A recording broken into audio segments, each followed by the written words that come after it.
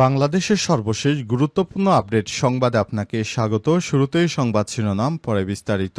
প্রথমে জানাবো, উড্ডয়নের পরই খুলে পড়ল বাংলাদেশ বিমানের চাকা। কক্সবাজার বিমানবন্দর থেকে ছেড়ে আসা বাংলাদেশ বিমানের একটি ফ্লাইটের চাকা খুলে নিচে পড়ে যাওয়ার ঘটনা ঘটেছে। বিমানটিতে শিশুসহ মোট ৭১ জন যাত্রী ছিল বলে জানা গেছে। শুক্রবার ১৬ মে দুপুর ২টার পর বিমান বাংলাদেশ এয়ারলাইন্সের মহাব্যবস্থাপক জনসংযোগ এবিএম রওশন কবির বিষয়টি নিশ্চিত করেছেন। জানা যায়, দুপুর ২টা ২২ বিমানটি হযরত শাহজালাল আন্তর্জাতিক বিমানবন্দরে পাইলটের দক্ষতায় নিরাপদে অবতরণ করেছে। বিমান সূত্র থেকে জানা গেছে, বিমানের বিজি ৪৩৬ ফ্লাইটটি কক্সবাজার থেকে ছেড়ে আসে। জানাবো, ইসরায়েলি আগ্রাসন, হাসপাতালে হামলা, লাশের স্তূপ। গাজায় যুদ্ধবিরতি প্রচেষ্টার মধ্যেই ইসরায়েল হামলা বাড়িয়ে দিয়েছে। আজ অন্তত ৮৪ জন নিরীহ ফিলিস্তিনি নিহত হয়েছে। নির্বিচারে বিমান হামলা চালাচ্ছে দখলদার ইসরায়েলি বাহিনী। খান ইউনুসের ইউরোপীয় হাসপাতালে গাড়ি পার্কিং বোমা হামলায় অন্তত ৩০ জন নিহত এবং কয়েক ডজন আহত হয়েছে। এরপর জানাবো, পাকিস্তান ভারত যুদ্ধবিরতি ১৮ মে পর্যন্ত। এরপর কি হবে? পাকিস্তানের প্রধানমন্ত্রী ও উপপ্রধানমন্ত্রী জানিয়েছেন, যুক্তরাষ্ট্রের মধ্যস্থতা হয় পাকিস্তান ও ভারতের যুদ্ধবিরতির সময়সীমা এই মাসের ১৮ মে পর্যন্ত বাড়ানো হয়েছে। তিনি বলেন, দুই দেশের সামরিক প্রধানদের মধ্যে হটলাইনে যোগাযোগের মাধ্যমে সিদ্ধান্ত নেওয়া হয়েছে। ১৮ মে পর আবারও যুদ্ধ বাঁধবে কিনা এ বিষয়ে এখনও নিশ্চিত হওয়া যায়নি। এদিকে কাতারের বিমান উপহার ট্রাম্পের সমালোচনা করছেন তার সমর্থকরাও। উপহার হিসেবে কাতারের $৪০০ মিলিয়ন যে বিমান দিতে চাচ্ছে তা গ্রহণ করতে কতটা উদগ্রীব সে কথা এরই মধ্যে প্রকাশ করেছে মার্কিন প্রেসিডেন্ট ডোনাল্ড ট্রাম্প। যুক্তরাষ্ট্রের তীব্র রাজনৈতিক বিভাজনের মধ্যে এ বিষয়ে নিজের পক্ষে অনেককে যুক্ত করতে পেরেছেন তিনি।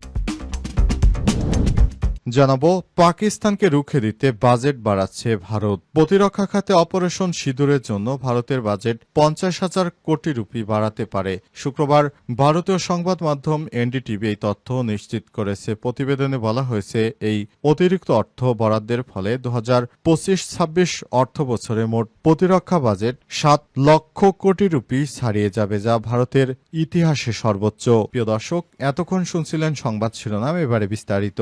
তবে তার আগে বন্ধুরা, অনুরোধ থাকবে এই সংবাদটিতে একটি লাইক দিন।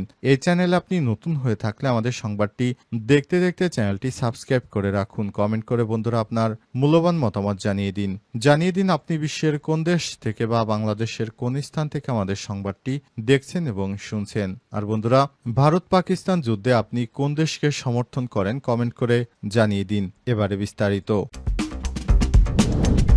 ইসরায়েলি আগ্রাসন, হাসপাতালে হামলা, লাশের স্তূপ। গাজায় যুদ্ধবিরতি প্রচেষ্টার মধ্যেই ইসরায়েল হামলা বাড়িয়েছে। মঙ্গলবার মধ্যরাত থেকে অন্তত ৮৪ জন ফিলিস্তিনি নিহত হয়েছেন। খান ইউনুসের ইউরোপীয় হাসপাতালের গাড়ি পার্কিংয়ে বোমা হামলায় অন্তত ৩০ জন নিহত এবং কয়েক ডজন আহত হয়েছে। হামলার তীব্রতার কারণে কিছু মৃতদেহ হাসপাতাল এলাকায় ছড়িয়ে ছিটিয়েছিল। গত মঙ্গলবার রাতে উত্তর গাজার হাসপাতালেও ভারী বোমাবর্ষণ করে বাহিনী। ইসরায়েলের প্রধানমন্ত্রী বেঞ্জামিন নেতানিয়াহু পূর্ণ শক্তি দিয়ে গাজায় সেনা প্রবেশের ঘোষণা দেওয়ার পরই এমন হামলা চালানো হচ্ছে। দখলদার বাহিনীর দাবি, হাসপাতালে হামলার লক্ষ্য হচ্ছে হামাস প্রধান মোহাম্মদ সিনওয়ারকে হত্যা করা। হামাস জানিয়েছে, নেতানিয়াহুর হত্যাযজ্ঞ গাজায় ইসরায়েলের পতন ডেকে আনবে।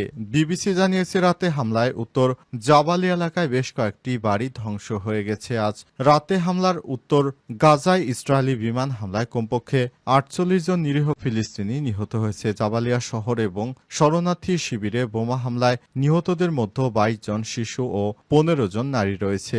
অনলাইনে শেয়ার করা একটি ভিডিওতে কমপক্ষে ১ ডজন মৃতদেহ দেখা গেছে। এদিকে গাজায় মার্কিন ইসরায়েল বিতর্কিত মানবিক সহায়তা পরিকল্পনা প্রত্যাখ্যান করেছে চীন, রাশিয়া, যুক্তরাজ্য সহ বিশ্বের বিভিন্ন দেশ।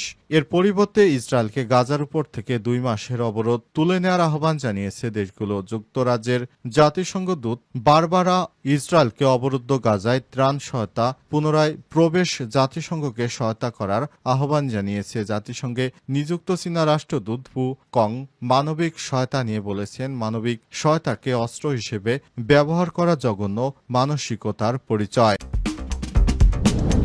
উড্ডয়নের পরই খুলে পড়ল বাংলাদেশ বিমানের চাকা। কক্সবাজার বিমানবন্দর থেকে ছেড়ে আসা বাংলাদেশ বিমানের একটি ফ্লাইটের চাকা খুলে নিচে পড়ে যাওয়ার ঘটনা ঘটেছে। বিমানটিতে শিশুসহ মোট ৭১ জন যাত্রী ছিল বলে জানা গেছে। শুক্রবার ১৬ মে দুপুর ২টার পর বিমান বাংলাদেশ এয়ারলাইন্সের মহাব্যবস্থাপক জনসংযোগ এবিএম রওশন কবির বিষয়টি নিশ্চিত করেছেন। জানা যায় দুপুর ২টা ২২ মিনিটে বিমানটি হযরত শাহজালাল আন্তর্জাতিক বিমানবন্দরে পাইলটের দক্ষতায় নিরাপদে অবতরণ করেছে। বিমান সূত্র থেকে জানা গেছে বিমানের বিজি ৪৩৬ ফ্লাইটটি কক্সবাজার থেকে ছেড়ে আসে। তিনি আরও জানান, পাইলটের দক্ষতায় ক্যাপ্টেন বিল্লালের নেতৃত্বে বিমানটি নিরাপদে অবতরণ করেছে। যাত্রীরা এখন নিরাপদে নেমে এসেছেন। বিমান সূত্র থেকে জানা গেছে বিজি ৪৩৬ ফ্লাইটটি কক্সবাজার থেকে ১টা ২৫ মিনিটে ছেড়ে আসে।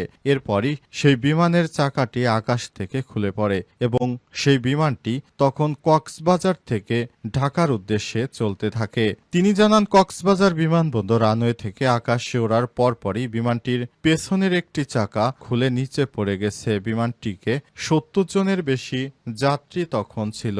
এ সময় তিনি আরও জানান, পাইলট ক্যাপ্টেন বিল্লালের নেতৃত্বে দুপুর ২টা ২২ মিনিটে বিমানটি হযরত শাহজালাল আন্তর্জাতিক বিমানবন্দরে অবতরণ করেছে। যাত্রীরা এবং ক্রুরা সবাই সুস্থ নিরাপদে রয়েছে। এর আগে উড্ডয়নের পরপরই ক্যাপ্টেন বিল্লাল ঢাকার এয়ার ট্রাফিক কন্ট্রোল এটিসিকে জানিয়েছে তিনি জরুরি অবতরণ করতে চাচ্ছেন। পাইলটের বার্তা পাওয়ার পরপরই ঢাকার হযরত শাহজালাল আন্তর্জাতিক বিমানবন্দরে জরুরি অবতরণের প্রস্তুতি নেয়। প্রস্তুত রাখা হয়েছিল ফায়ার সার্ভিসের সদস্যদেরও। কিন্তু আল্লাহর অশেষ রহমতে বিমানটি কোনো সমস্যা না হওয়ার পরই একটি চাকা নিয়েই নিরাপদে আকাশ থেকে নেমে আসে। পাকিস্তান ভারত যুদ্ধবিরতি ১৮ মে পর্যন্ত। এরপর কি হবে? পাকিস্তানের উপপ্রধানমন্ত্রী ও পররাষ্ট্রমন্ত্রী ইসাকদার জানিয়েছেন, যুক্তরাষ্ট্রের মধ্যস্থতায় হওয়া পাকিস্তান ভারতের যুদ্ধবিরতির সময়সীমা ১৮ মে পর্যন্ত বাড়ানো হয়েছে।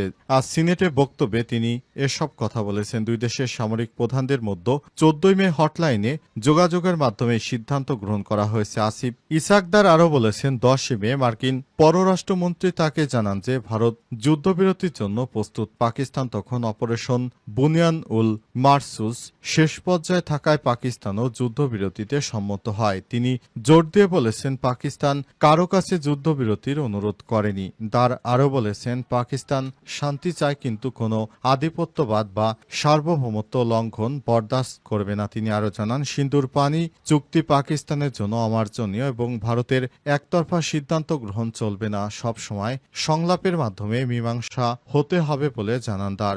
বিশ্লেষকরা আশঙ্কা করছেন, যুদ্ধবিরতির পরের ভবিষ্যৎ নির্ভর করছে দুই দেশের আন্তরিকতা, আন্তর্জাতিক চাপ